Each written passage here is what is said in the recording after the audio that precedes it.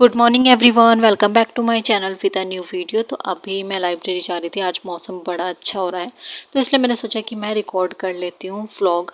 और आसपास लोग धान लगा रहे हैं। बड़ा प्यारा ही मौसम हो रहा था, मतलब इतना ठंडा। और ऐसे मौसम में जाके लाइब्रेरी जाके पढ़ाई करना बहुत अच्छा लगता है। मतलब गर्मी में तो पढ़ा नहीं जाता। और बाहर के जो एसी होते हैं वो तो वैसे ही काम नहीं करते। हमारा लाइब्रेरी का एसी भी ठप है, मतलब बिल्कुल भी कूलिंग नहीं करता वो। और इसीलिए ऐसा मौसम मुझे सबसे बेस्ट लगता है, जाके पढ़ाई करना, सुकून। मतलब बाहर बारिश आ रही है और वैसे तो घर पे बैठ के चाय पकौड़े खाने का मन करता है ऐसे मौसम में, लेकिन क्या करें। अभी चाय पकौड़े सिलेक्शन के बाद खा लेंगे। अभी सिलेक्शन पे ध्यान देते हैं, एग्ज़ाम पे ध्यान देते हैं। उसके बाद अभी भी मुझे मतलब 20-22 मिनट मुझे पैदल चलना पड़ता है, उसके बाद बस मिलती है। और बस से भी 25 मिनट तो लगते ही हैं, क्योंकि बहुत स्लो। वैसे तो 15 मिनट का रास्ता है, लेकिन बस वाले बहुत स्लो रुक रुक के आते हैं ना, तो उनको सवारियाँ भी चढ़ानी होती है। तो इसलिए वो 25 मिनट लगा देते हैं, वरना तो 15 मिनट का रास्ता है बस से। और पैदल भी 20-22 मिनट पैदल लगते हैं, बाइक से तो 5 मिनट में पहुंच जाते हैं।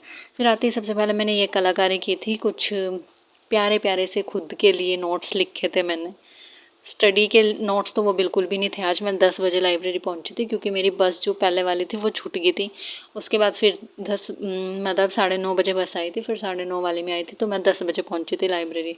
और ये मैंने खुद के लिए नोट्स लगाए हैं, मतलब ये कोई स्टडी नोट्स नहीं है, ये मेरे खुद के मोटिवेशन के लिए हैं। तो ऐसे ही बस मैंने कलाकारी कर ली थी लाइब्रेरी में बैठ के।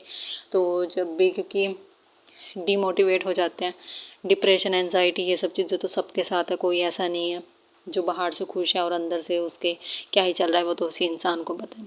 तो खुद को मोटिवेट करने के लिए, खुद को हिम्मत देने के लिए, इसलिए मैंने ये नोट्स लगा लिए थे यहाँ पे लाइब्रेरी में। लेकिन ये टिक नहीं रहे थे, क्योंकि फ़ैन से ना ये बार बार नीचे गिर रहे थे। और बार बार उठा उठा के मेरे को इनको फिर से चिपकाना पड़ रहा था, लेकिन कोई फ़ायदा नहीं हो रहा था, वो फिर से गिरे जा रहे थे।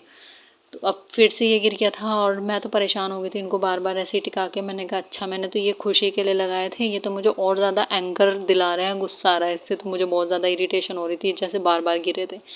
फिर से वापस चिपकाया मैंने, और अब की बार मैं सोची थी कि टेप लेके आनी चाहिए थी मुझे, इन पे टेप लगा देनी चाहिए थी, फिर गिरते ही नहीं है।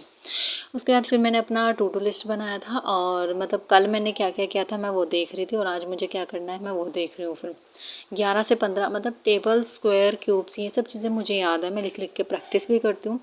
लेकिन एक होता है ना कि जैसे मान लो आपके सामने आया कि 15x12, 15x12, तो आपके माइंड में एकदम से आना चाहिए कि 15x12 180। मतलब सोचने का भी मौका नहीं देना अपने माइंड को। मैं उस तरीके से टेबल और क्यूब्स ये सब चीज़ें याद करना चाह रही थी।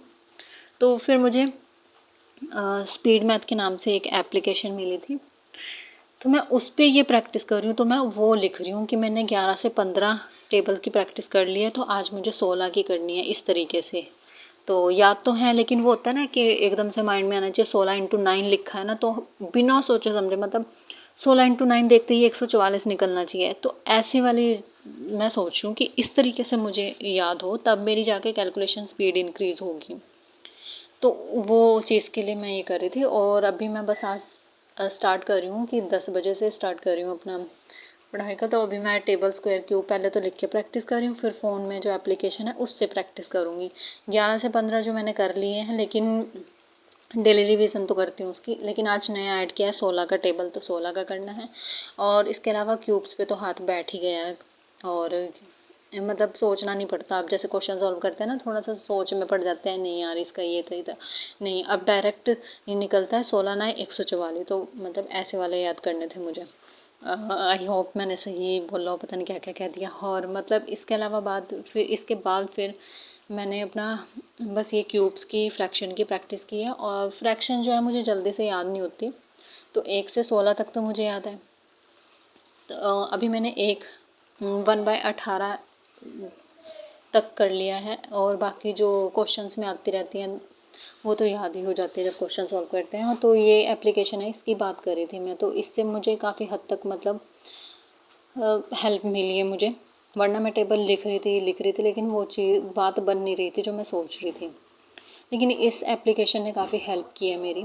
बहुत बार, 1-2 बार ही में नहीं हुआ है ये, बहुत प्रैक्टिस लगती है भाई, प्रैक्टिस करनी पड़ती है, बिना प्रैक्टिस के कुछ नहीं होता। और इससे क्या है कि स्क्रीन की आदत पड़ जाती है ना, तो जैसे मॉक टेस्ट वगैरह देते हैं, स्क्रीन की आदत रहती है। फिर उसके बाद मैंने वायरल मैथ की क्लासेस की और अब तो मैं डेली कर रही हूँ वायरल मैथ की क्लास, अब मैं स्किप नहीं कर रही हूँ। और शुक्र है कि मेरे को अभी समझ भी आ रहा है और इंटरेस्टिंग भी लग रही है। पता नहीं क्यों मैंने इतनी बेवकूफ़ी की कि अपना 1 साल ऐसे ही बर्बाद किया। एटलीस्ट मैं वायरल मैथ की क्लासेस ही कर लेती, कम से कम आज मेरी स्पीड तो इंक्रीज़ होती ना मैथ में। मतलब मैं अब सोचती हूँ ना, खुद को बेवकूफ़ समझ खुद पे गुस्सा आता है कि अर्थमेटिक डीआई सब कुछ छोड़ देती, लेकिन एक वायरल मैथ की क्लासेस कर लेती ना शुरू से, तो मेरी स्पीड इंक्रीज़ होती कम से कम। फिर उसके बाद मोबाइल में ही एप्लीकेशन है, 120 ग्रामर रूल की है मेरे पास, तो उसमें नोट्स थे, वो मैंने ग्रामर रूल पढ़े थे, 1 से 8 ग्रामर रूल करे थे मैंने। उसके बाद वोकैब की भी मेरे पास नीतू मैम की बुक है, एक मैंने डाउनलोड की हुई है, तो रूट वर्ड्स की है वो, तो वो रूट वर्ड्स की है मैंने उसके बाद याद। और उसके बाद फिर रीज़निंग जो है मेरी प्री की तो हो चुकी है रीज़निंग की तैयारी, तो मैंने सोचा कि मैं मेंस भी लेके चल लेती हूँ। फिर मैंने अचानक से मैंने सोचा मेंस में पता नहीं कैसे ही क्वेश्चन होंगे, क्या होगा। फिर मैंने जब ये मेंस की क्लास लगाई, मुझे लगा हो ये तो मैंने पहले